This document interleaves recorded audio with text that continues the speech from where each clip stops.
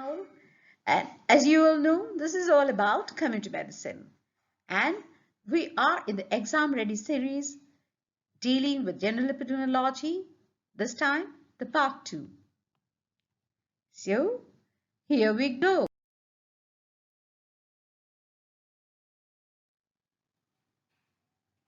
First of all, the thing you need to know is how certain terms like public health, epidemiology, clinical medicine, community medicine are interconnected and how do they relate to each other. If this is the general public health domain and this is clinical medicine and this is community medicine. Clinical medicine is all about dealing the individual as a unit, focusing on the diagnosis, treatment and follow-up. Whereas community medicine, the community is the unit where ecology, disease pattern and forecasting take the main areas. And epidemiology comes across a cross-cutting discipline which delivers holistic knowledge about clinical epidemiology as well as the community epidemiology. And all these find their application in the area of public health as such.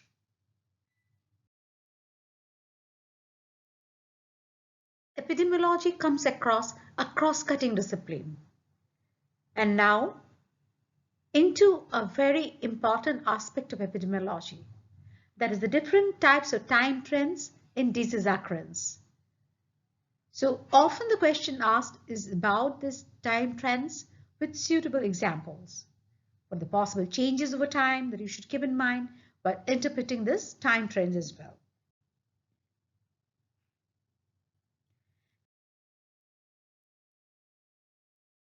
Time trend in disease occurrence can provide a dynamic view of a population's health status. There could be short-term fluctuations, there could be periodic fluctuations, as well as long-term or secular trends. Regarding the short-term fluctuations, the various types are like those of common source epidemic, which can be either single exposure point source epidemic or continuous multiple exposure ones. The second being the propagated epidemics, which can involve person-to-person spread, arthropod vector-borne, or animal reservoir. And of course, the slow or modern epidemic, which we are continuously encountering in the present days. Another very important aspect to study these time trends is knowing about the epidemic curves, where time relationship with exposure to suspected cause is projected through these curves to understand the pattern, whether cyclic or seasonal. And through this, we interpret the various short-term fluctuations. Like coming to the point source epidemic. Here the epidemic curve, it rises and falls rapidly with no secondary waves. The epidemic tends to be explosive, clustering cases within a narrow interval of time. And all the cases develop within one incubation period. Now coming to the second one, the continuous common source epidemic outbreak. Here the exposure is to the same source over a prolonged period of time. The epidemic curve generally rises gradually, and the curve may even flatten out. Now coming to the propagated one. Here, the spread is from person to person. Often the series will have progressively taller peaks. And the peaks are one incubation period apart. Now that we have a fair understanding of the short-term fluctuation, let's discuss the periodic fluctuations. The periodic fluctuations can have seasonal trend or they may have cyclic trend. Seasonal trend like in measles, but it's usually found to be clustering in cases in the early spring. Similarly, bacterial gastrointestinal infections, they peak in the summer months. Coming to the cyclic trend, like measles in pre-vaccination area, appeared in cycles with major peaks occurring every 2 to 3 years due to naturally occurring variations in the herd immunity. And that brings us to the long-term or secular trends, which involves progressive increase or decrease over a long period of time. As you can see in this curve, the trend of coronary heart disease is pretty evident. The graphs showing a combined as well as trend of coronary heart disease in male and females separately. And this gives you a fair understanding of the disease dynamics.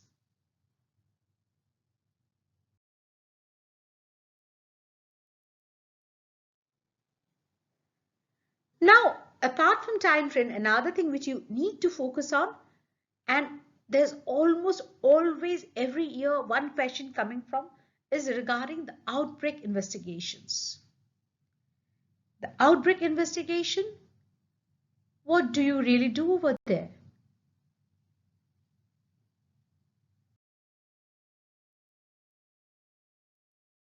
Well, here the disease detectives detect the pattern of disease in their line list and find out a lot more.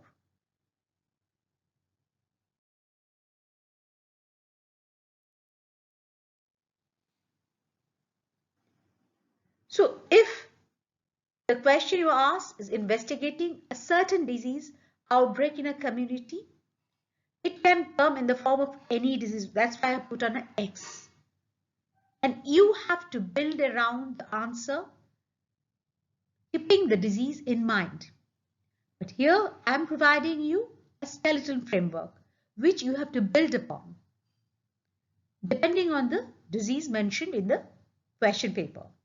The very first step is the preparation for fieldwork, then establishing the existence of an outbreak, verifying the diagnosis, defining and identifying the cases, data analysis, formulation of hypothesis, evaluating the hypothesis, and if necessary, performing some additional studies, implementing control and prevention measures, and communicating those findings. And of course, there has to be a follow-up recommendation. But one thing you must remember, although the steps are written down as 1, 2, 3, 4, 5 and on, the whole process is very dynamic.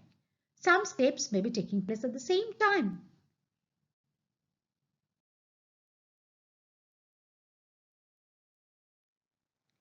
So let's go a bit deeper. In the preparation for fieldwork, what do? You carry out scientific and investigative issues, a plan of action, necessary supplies and equipment, the proper laboratory material, and should know the proper collection, storage, and transportation techniques for collected materials. Here also, the management and operational issues comes into play.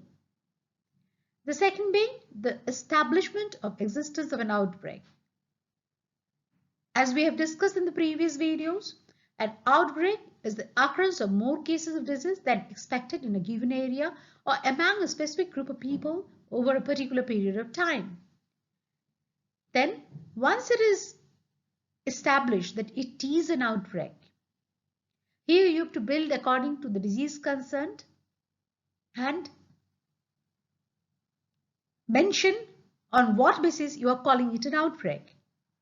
Next is verifying the diagnosis. Why is it done? To ensure that the disease has been properly identified, since control measures are often disease specific, and to rule out the laboratory error as the basis for the increase in reported cases.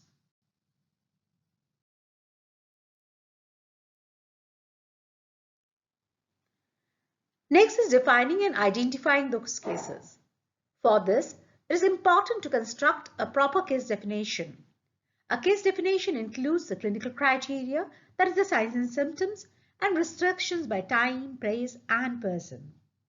Then is the data analysis, which is done according to the time, place, and person distribution. We need to analyze the household survey data, the epidemic curve, interpret it, the spot maps, the population-based attack rates, and so on. It's followed by the formulation of hypothesis, which involves the source, the causative agent, modes of spread, environmental factors. In an outbreak context, hypotheses are generated in a variety of ways. First, consider what is known about the disease itself. What is the agent's usual reservoir? How is it usually transmitted? What vehicles are commonly implicated? What are the known risk factors?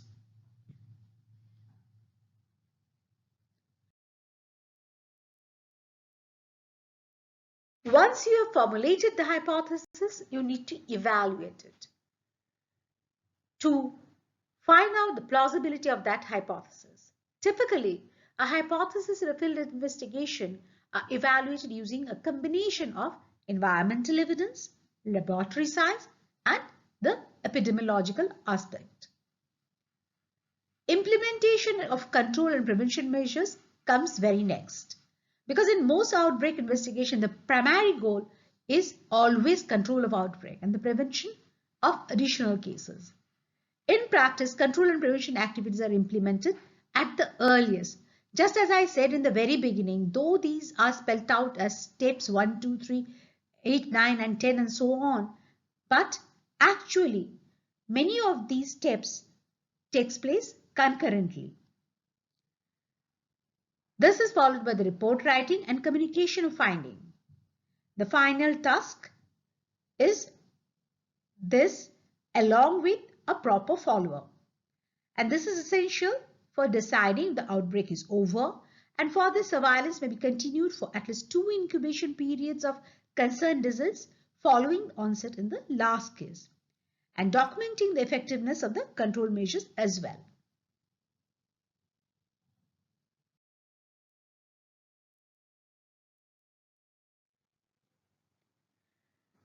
If we make the thing a little bit easier to remember, at the case level, it is important to control the outbreak by making the proper diagnosis and treatment, isolating the cases, ensuring environmental disinfection, and regular monitoring. At the contact level, do contact tracing, investigate, carry out medical surveillance, ensure quarantine, and as well as carry out prophylaxis.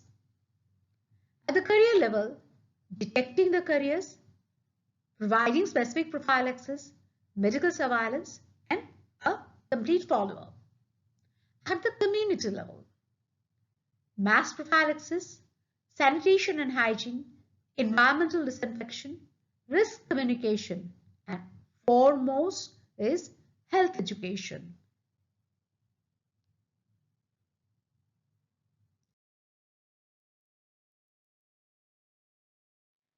So that brings us to a very oft asked question. That is, the terms source and reservoir are not always synonymous. To understand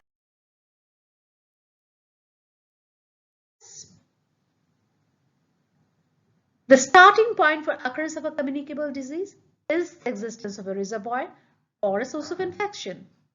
The source of infection is defined as the person, animal, object, or substance from which an infectious agent passes or is disseminated to the host. That is the immediate source.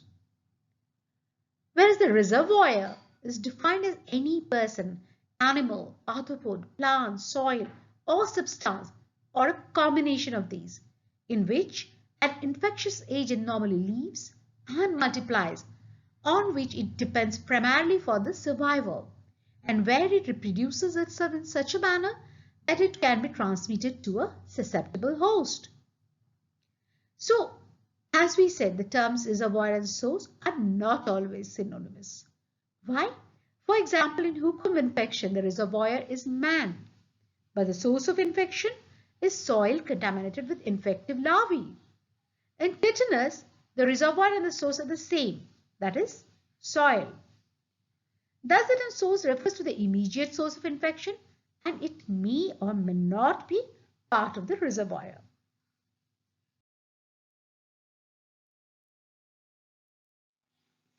So here is some examples where you will find the reservoirs as source in some of the common diseases. Like in tuberculosis, the reservoir is man, but the source is sputum. In HIV/AIDS, again the reservoir is man, and the source is body secretions or body fluids. In malaria, the reservoir is man or mosquito, whereas the source is the infected blood. In rabies, the reservoir is dog or other rabid animals, and the source is saliva. In the disease measles, the reservoir is man, and the source is droplet infection. In Japanese encephalitis, the reservoir is pigs or birds, and the source is infected mosquitoes.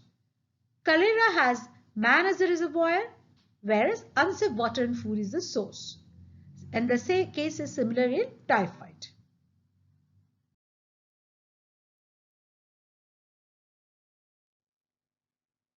Now coming to another pertinent question, that is, the carriers are more dangerous than cases. Why so? A carrier is a person or animal that harbors a specific infectious agent without discernible clinical disease and serves as a potential source of infection. The carrier state may exist in an individual with an infection that is inapparent throughout its course, and these are commonly known as healthy or asymptomatic carrier, or it may be during the incubation period itself. Convalescence and post-convalescence of an individual with a clinically recognizable disease commonly are known as the incubatory or convalescent carrier. And these carriers shape the disease agent and act as a source of infection to susceptible individuals. Though they are much less infectious than the cases because of the much lesser viral, bacterial or microbial load. The carriers often escape recognition in the community because they lack overt clinical signs and symptoms and spread the disease over a wide area and a longer period of time within the community without the knowledge of the patient being affected or the persons around him. A classical example of this is Typhoid Mary, who happened to be a cook and was instrumental in spreading typhoid to quite a number of people. So hence epidemiologically they are more dangerous than cases who with apparent clinical signs and symptoms are diagnosed earlier and treated accordingly, and hence the community is also saved by being aware of their status.